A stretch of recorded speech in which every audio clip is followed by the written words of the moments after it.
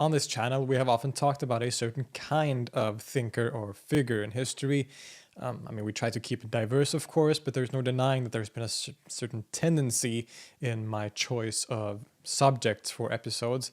There's been a lot of Sufis, a lot of philosophers, and people like that, and sometimes also a lot of figures who are a bit less known, perhaps, or that whose ideas may surprise a lot of you. Today, we're going to do something a little different. Ibn Taymiyya is a significant yet very divisive figure in Islamic history, but definitely one who has shaped the Islamic world to a large degree.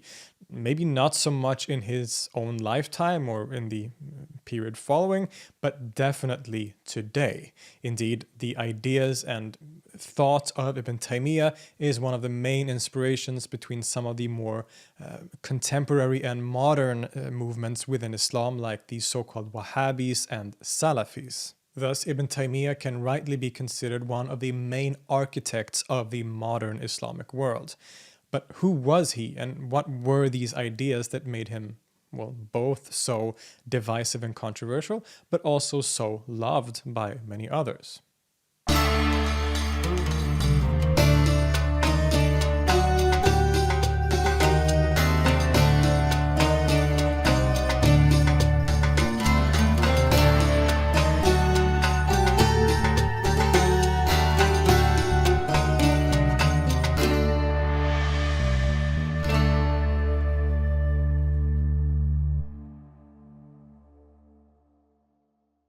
Taqi ad-Din Ahmad ibn Taymiyya was a jurist and theologian in the 13th and 14th centuries who has become famous for his unique approach to Islamic law, as well as his staunch criticism of anything that he considered to be bidah, or innovation in the religion. This including things like Shi'ism, many aspects of Sufism, as well as other ideas and practices held by fellow Muslims at the time. He was born in the city of Haran in modern Turkey, but spent most of his life in Damascus, Syria. His year of birth, 1263, gives us an indication of the social and political circumstances of the time. This was right after the Mongols had sacked the city of Baghdad, executed the last Abbasid caliph, and thus had shockingly and violently destroyed the main symbol of Islamic authority and civilization, a civilization that previously had once stood as seemingly the greatest in the world. Needless to say, this was a truly shocking turn of events, and Ibn Taymiyya is born and lives in this very tumultuous and uncertain time, something that not only occupied him greatly in his career, but which I think is also central to understanding where many of his ideas come from. He came from a family line of Hanbali scholars and would also attach himself to this school and become a rather prominent representative. Now, Sunni Islamic law is usually divided into four primary schools: the Hanafi, Maliki, Shafi'i, and Hanbali. The last, the Hanbali school, is the smallest in terms of adherents and is usually considered the most quote-unquote strict. There's a lot more to it than a simple categorization like that, of course, but that is how it is usually characterized. And Ibn Taymiyya would become quite a prominent Hanbali jurist and scholar in Damascus during his lifetime, even if he did diverge from it at times. He earned himself a reputation early on as a very charismatic and passionate individual. He began writing juristic works from a Hanbali position early on and passionately engaged himself with public disputes and matters of religion and law. In one story, after a Christian is claimed to have insulted the Prophet Muhammad, Ibn Taymiyya very forcefully argued that he should be executed regardless if he repented and even if he became a Muslim, a point that many other jurists disagreed on. But some of his most major legal and political engagement relate to the very dramatic Mongol invasions that were still very much underway.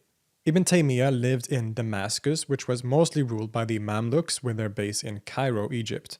The Mamluks are famous for basically being the only Islamic polity that was able to withstand the Mongols at the time, as the Mongols never actually made it into North Africa. But during Ibn Taymiyya's life, Damascus and Syria saw repeated attempts by the Mongols to invade, and some of which were successful. So he's living in a place that is constantly at war or under threat of war, and the Mongols would occupy a lot of his legal writing and energy. In fact, Ibn Taymiyya wrote 3 fatwas, or legal rulings, that called for jihad in the form of holy war or armed struggle against the invading Mongols. In these, he argues for the fact that even though the Mongols may claim to be Muslims, they fail to uphold Islamic ideals and should therefore be fought. He even participated in the fighting as a soldier himself on the Mamluk side, whom he often praised as the true defenders of Islam. Indeed, these fatwas have become quite influential today, particularly the third one, which is the longest and most harsh, and which argues, among other things, that because the Mongols did not uphold Islamic law, as he saw it, they could be considered apostates or unbelievers and should therefore be killed.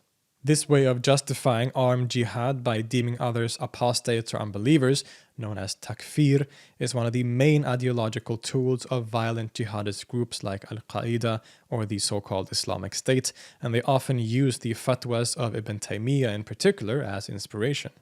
Similar harshness can be seen in fatwas issued by Ibn Taymiyya against the so-called Nusayris, often referred to today as the Alawis or Alawites, as well as the Druz. About the latter, the Druz, he says, quote, "They are heretics and apostates whose repentance cannot be accepted. Rather, they should be killed wherever they are found, and they may be cursed because of what they are." His writings against the Nusayris follow a very similar line. These writings of his may appear very harsh, and they were harsh. They were unusually harsh for the time, and Ibn Taymiyyah actually became quite controversial during his life because he seemed to diverge from the mainstream or quote-unquote orthodox positions of other Islamic scholars. Both his views on Islamic law as well as his theological views and his many critiques of the Sufis would earn him a lot of enemies, and in fact Ibn Taymiyyah was imprisoned on multiple occasions during his life. Once in 1306, after being accused of tajzim, or corporealism or anthropomorphism, basically claiming that God has human attributes. Another time, voluntarily in 1308, a third time in 1320 for teaching unorthodox things about divorce oaths, and a final time in 1326 because he and his students criticized the very common Sufi practice of visiting the graves of saints. And it is during this last prison stay in the citadel of Damascus that Ibn Taymiyyah passed away in 1328 at the age of 65. He had spent a long life in passionate defense of what he considered to be a correct understanding of Islam and gathered a relatively small but significant group of followers, perhaps most famously Ibn Qayyim al-Jawziyya, who would carry his ideas forward arguably in an even more forceful way and become a famous and important figure in his own right. Ibn Taymiyyah was not only active as a public figure and critic, for example, teaching in the Umayyad Mosque in Damascus and being very active and vocal in various social and religious/political issues, he was also quite a prolific writer. Now, he didn't produce any sort of major career-defining works like many of his contemporaries did. Instead, the written works of Ibn Taymiyyah are plentiful, but they are usually shorter treatises and often dedicated to very specific topics, often as a kind of conversation or debate with other people. So he's often responding or criticizing other scholars or specific ideas that other scholars have, as well as writing specific works that criticizes specific things within the Islamic world at the time that he considered to be problematic, like kalam theology, certain aspects of Islamic law, and certain Sufi practices. Let's dedicate ourselves a little bit to understanding these works and the general positions and ideas of Ibn Taymiyyah. First, I think it's very beneficial to get a grasp of the context in which these ideas emerged. As I mentioned in the beginning, this was a traumatic time for the Muslim community where he lived. Not only was this an environment of almost constant war and invasion, but they had just experienced the fall of Baghdad and the Abbasid Caliphate, the greatest symbol of Islamic political rule. This must have been an almost cataclysmic event to many at the time, including Ibn Taymiyyah. How in the world could seemingly some nomads from the steppes of Mongolia manage to basically decimate a major part of the Islamic world, perhaps one of the greatest civilizations that the world had ever seen? And in such a short time, too. This was the question that occupied Ibn Taymiyyah's mind and which I think informs his whole worldview. He has an answer to this question. The reason that this has happened is because the Muslims have gone astray. They have left the ways of the Prophet behind and instead indulge in innovation and un-Islamic practices. In a way then, the Mongol invasions is like a punishment from God because the Muslims have failed to uphold the law and the principles of the Quran and the example of the Prophet Muhammad. With this in mind, we can see why Ibn Taymiyyah's ideas appear so harsh and seemingly unforgiving. From his point of view, something was seriously wrong and needed to be changed right away, or the rest of the Islamic world could face the same destruction. And this is really what his whole career, including his writings, is about. He is constantly and very forcefully arguing against any form of bidah, or innovation in the religion, including some of the most established structures of the tradition of Islamic law, and instead urging people to return back to the pure practices and ideas of the pious predecessors, the Salaf as-Salih, in other words, the companions of the Prophet Muhammad and the two succeeding generations, or at least his understanding of what these predecessors believed and practiced. So what was it exactly that he criticized? Well, a major target for his critique were the Sufis. They were highly responsible for introducing various innovations to the religion according to Ibn Taymiyyah. Now, contrary to popular belief, Ibn Taymiyyah wasn't necessarily against Sufism per se or entirely. He claims on several occasions that there is room for Sufism within Islam, but a Sufism that is primarily ethical and aligned with his interpretation of Islamic law. He argues that certain early Sufis like Junayd of Baghdad and Abdul Qadir al-Jilani kept within the bounds of the law and were thus acceptable. He wrote scathing critiques of Sufi practices like dhikr, the repetitious chanting of God's names. A whole treatise was dedicated to criticizing the practice of sama, the spiritual audition where one listens to music as a spiritual practice, as well as other common concepts like fana, or annihilation, where the mystic experiences a death of the self and absorption into the divine. Perhaps most controversially, he was highly critical of the common practice of visiting the graves of saints. This has been an incredibly widespread practice in Muslim history and often associated with Sufism. It is thought that the tomb or shrine of a dead Sufi saint or prophet contains their barakah, or blessings, and that one can partake in this blessing by visiting their graves. Many even ask for favors or help in things in life, thus letting the saint act as an intercessory figure that could increase the likelihood of God helping you, to put it very simply. Ibn Taymiyyah and his followers were totally against this. He feared that this was far too close to polytheism or idolatry and forbade it. There are no places that are inherently sacred according to Ibn Taymiyyah, and help can only be asked from God directly, thus rejects the whole idea of intercession. He writes, quote, "I and others used to follow the doctrine of the fathers in visiting graves. We used to uphold the views of the innovators. When it became clear to us what the messenger had brought, we had to decide whether to follow what God had revealed or to follow what we had found our fathers doing.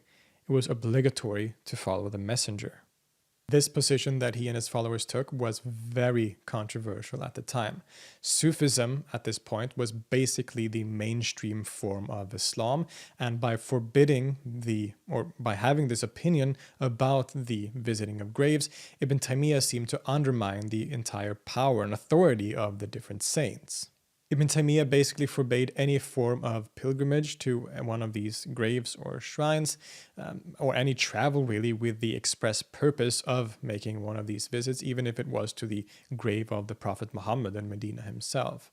Now, he wasn't completely unforgiving. He did allow people to visit the shrines or graves of prophets or certain saints if one was traveling to some location for another purpose, just basically stopping by the grave. That was okay, as long as one didn't ask for favors from the saint or the prophet, just simply appreciating their life and remembering them and praying perhaps, but basically taking away all the barakah, the grace, and all these other aspects that were so central to grave visits at the time. As we saw earlier, Ibn Taymiyyah's condemnation of this practice was one of the reasons that he was imprisoned, actually. It was that importance of a practice in the Islamic world at the time. And we can see remnants of this view today in groups that are inspired by Ibn Taymiyyah, such as the so-called Wahhabis, for example. When they took over the cities of Mecca and Medina in the 20th century, they basically demolished the graves and shrines of many of the Prophet's family members and companions because of this ideological reason. We also see many violent jihadist groups today demolish shrines of different Sufi saints, for example, and this all stems back to the critiques of Ibn Taymiyya. Many Sufi-affiliated Muslims at the time were outraged by his many criticisms, especially after he began attacking the very popular Muhyiddin ibn al-Arabi and his major doctrines. The school of this major mystic, the main idea of which has become known as Wahdatul Wujud, or the unity of being, was very popular at the time, and when Ibn Taymiyyah started basically calling them heretics by accusing them of pantheism or of stating that God and creation is one and the same thing, he made a lot of enemies. In a famous account, the significant early leader of the Shadhili Sufi order, Ibn Ata'illah, is said to have led a group of 500 Sufis to protest against Ibn Taymiyyah, and the two are also said to have had a formal debate. It seems that it was the fact that he angered many of the Sufis so much, who themselves had such a high standing in society, that led to his imprisonment. All of these views stems from Ibn Taymiyyah's strict view of Islamic law and his constant insistence on avoiding all forms of innovation.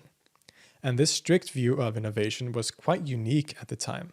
In his own writings, he claims, quote, "The word law in the custom of the people has taken on three meanings: the revealed law, the interpreted law, and the adulterated law. The revealed law is the book and the sunnah established by the messenger. Following this law is obligatory for both the earlier and the later generations of Muslims.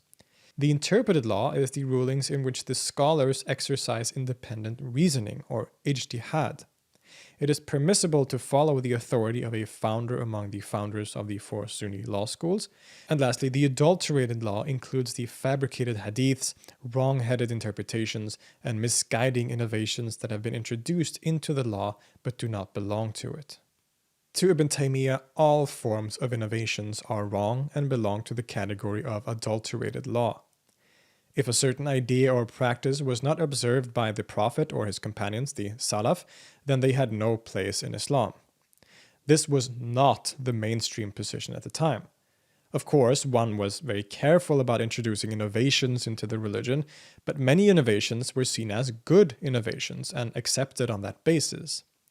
They would often point to innovations introduced after the Prophet's death. Certain new prayers were introduced by the early caliphs. That was a good innovation. The Quran was compiled into a physical book after the Prophet's death, so that was also an innovation, but a good one. Sufis would perhaps argue that dhikr in certain forms was an innovation, but a good one that brings the practitioner closer to God. But Ibn Taymiyyah strongly disagrees. All forms of innovation are bad, and there is no going around it. And this was his basis for condemning many of the practices of the Sufis, as well as many mainstream theological ideas, as we will see. But this rather unique position meant that he had a very different approach to Islamic law than most Muslims at the time.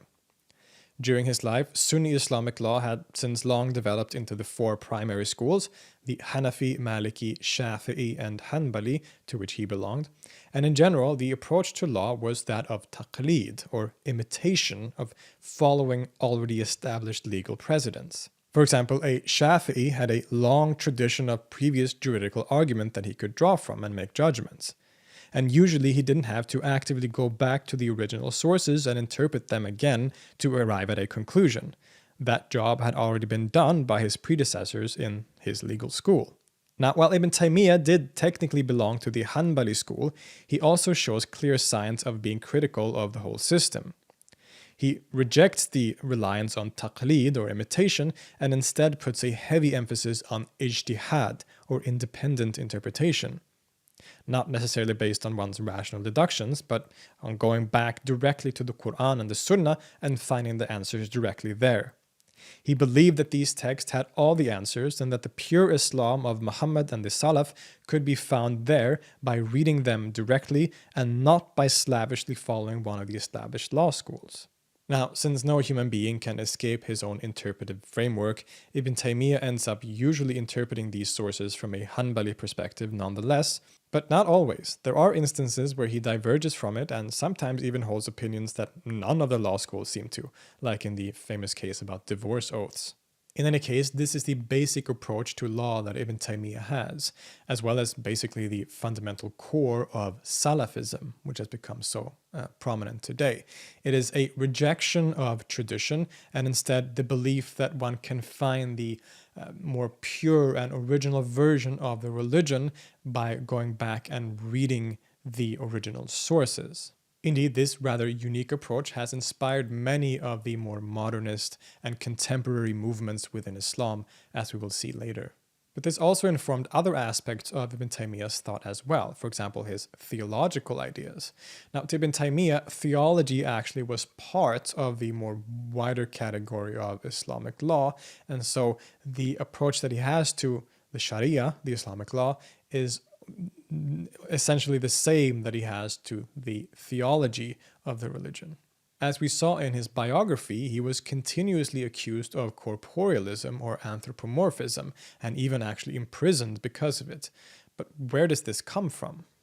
Well, just as he was very critical of the Sufis and some of their practices, so he was also critical of what he saw as doctrinal innovations in the form of kalam theology and philosophy. Kalam is a word that denotes a kind of philosophical theology. It is a tradition of speculative and systematic theology that had become very popular. The most widespread school of Kalam in the Sunni world, the Ash'ari school, founded by Abul Hasan al-Ash'ari, represented both then and for most of history the mainstream theological position in Sunni Islam, and was at the time of Ibn Taymiyyah primarily represented by the great scholar and theologian Fakhruddin al-Razi. This kind of theology, inspired by philosophical speculation and of great philosophers like Ibn Sina, was also a form of innovation to Ibn Taymiyyah and went against Quranic descriptions of God.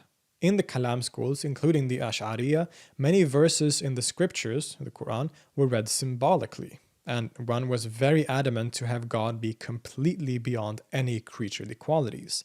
God is totally incorporeal, he is formless, he's outside of time and space, neither in the world nor outside it, and is ultimately beyond description.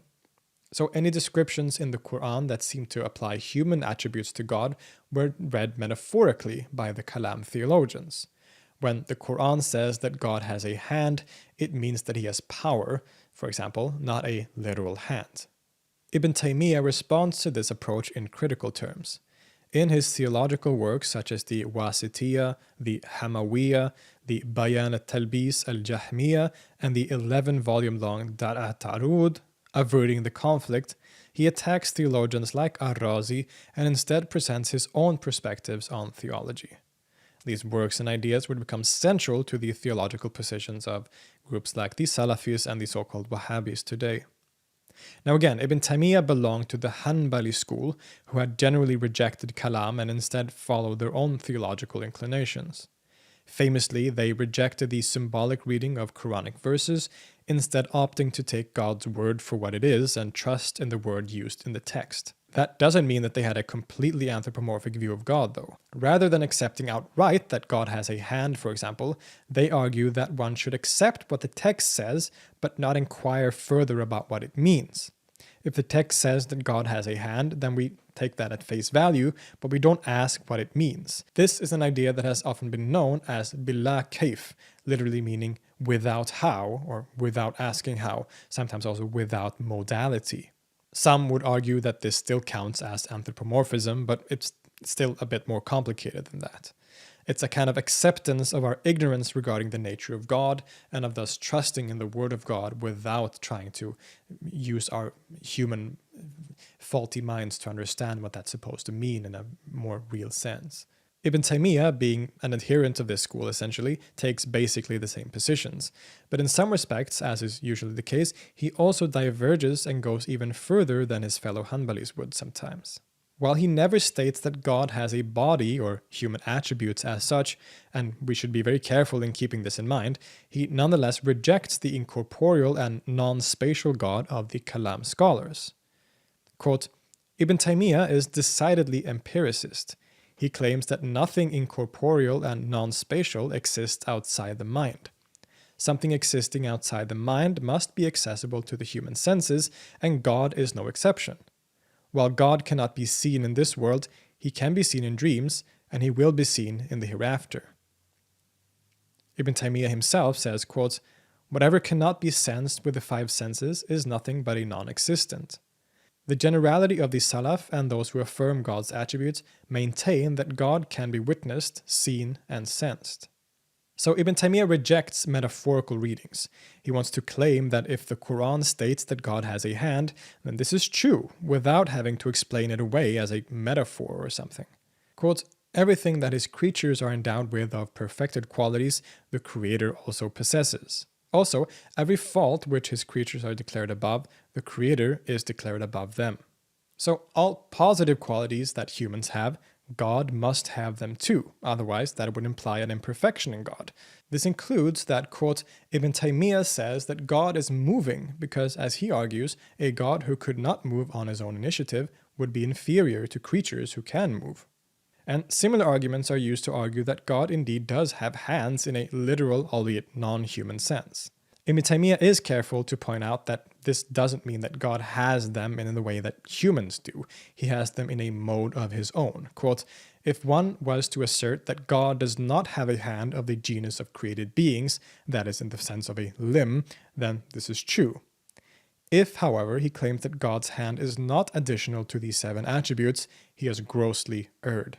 This is very important. We should be careful not to claim that in a very simplistic way that Ibn Taymiyyah is simply an anthropomorphist, because he is very careful to point out that God is utterly different from creatures, as the Quran says, and that when he says that God has a hand or he sits on the throne, this does not mean that he has a hand in the way that humans do. Ibn Taymiyyah never claims outright that God has a body, but you could see why there could be confusion. But indeed, in many places, Ibn Taymiyyah appears to go even further by applying a view of God that seems spatial and even temporal. Again, he never outright says anything of the sort, but many of his descriptions seem to point in that direction. As explained by scholar John Hoover, Ibn Taymiyyah states that God is definitely over and above, fawq, or thus outside of the universe. God, in fact, surrounds the universe and is described not as non-spatial, as the Kalam scholars would, but as enormous in size. Quote, "It must be known that the upper and lower worlds relative to the Creator, exalted is He, is extremely small. God, exalted is He, surrounds all created things in a manner that befits His majesty. For the seven heavens and the earth in His hand are smaller than a chickpea in the hand of one of us." He also conceives of God as acting and interacting in a temporal sense. He hears prayers when they are uttered and not in some eternal moment outside of time. Thus, he seemed to hold the opinion that God exists within time and space, both as having a kind of form by stating that he is much larger than creation, and within time through acting and willing temporally. Understanding Ibn Taymiyyah's theology is a complex thing, of course. There are different scholars who still debate this issue to a very large degree. Some still want to call him basically an anthropomorphist or corporealist in a very simplistic way. Other scholars argue that he definitely isn't one and that his views are significantly more nuanced, but I'll leave the discussion at that. In any case, you can see that he holds positions that were interpreted by some of his contemporaries as quite shocking. And it all goes back to that same fundamental idea of rejecting innovations in law and theology and instead only following the beliefs of the Salaf, whom he considered to have held the same ideas that he espoused. It all comes down to worship. Man was made to worship God, and he understands religion and theology from this perspective. The Muslim proclamation of faith, for example, La ilaha illallah, is not some ontological claim about the nature of reality, as many Sufis claimed. It is a simple command to worship God alone. And worship is done by following the law exactly as laid down in the Quran and in the practice of the Prophet and the Salaf Saleh. Ibn Taymiyyah was a divisive and polarizing figure both during his lifetime and still today. He made a lot of enemies through his criticism of key Islamic institutions and his unique approach to law and theology. He did have a group of devoted followers, most notably Ibn Qayyim al-Jawziyah, but in reality he wasn't all that successful in the immediate aftermath of his life. There were a group of people, mostly from the Hanbali school and a few others here and there, who selectively took inspiration from some of his writings, but he didn't have any massive impact on the Islamic intellectual world for the first few centuries. His popularity and influence really only started to pick up in the last few hundred years. it has inspired several revivalist movements within Islam. From the Wahhabi movement of Muhammad ibn Abdul Wahhab in the 18th century to the Salafis of the last 100 years or so, Ibn Taymiyya has come to have an enormous influence today. His strict and fundamentalist view on Islamic practice has attracted a lot of people who have wanted to reform the religion. From the modernist movement in the late 19th century to the violent jihadist groups in the Middle East, they have all benefited from his unique approach. And that's the thing, we shouldn't simplistically connect him only to things like Salafism. His anti-tradition perspective of using ijtihad or personal interpretation rather than simply adhering to taqlid or imitation of legal precedents and to find a more pure original version of the religion, this has also influenced various progressive movements in the religion that we find today. So regardless of your perspective on his ideas, you can't deny that Ibn Taymiyya is probably one of the most influential historical thinkers for the contemporary Islamic world. In the words of John Hoover, quote, "In addition to the Salafis, modernists and revivalists have drawn on Ibn Taymiyya to present visions of Islam open to the contemporary world." The Pakistani modernist Fazlur Rahman writes approvingly of Ibn Taymiyya's re-injection of divine wise purpose into mainstream Islamic thought, and he commends his ethical reformulation of Sufism for modern Muslim reform. The Qatari-based revivalist Yusuf al-Qaradawi invokes Ibn Taymiyya's utilitarianism and political pragmatism to encourage Muslims to engage constructively in democratic and pluralist societies. He is a charismatic figure with a wide influence, and he is still polarizing to this very day. I'll see you next time.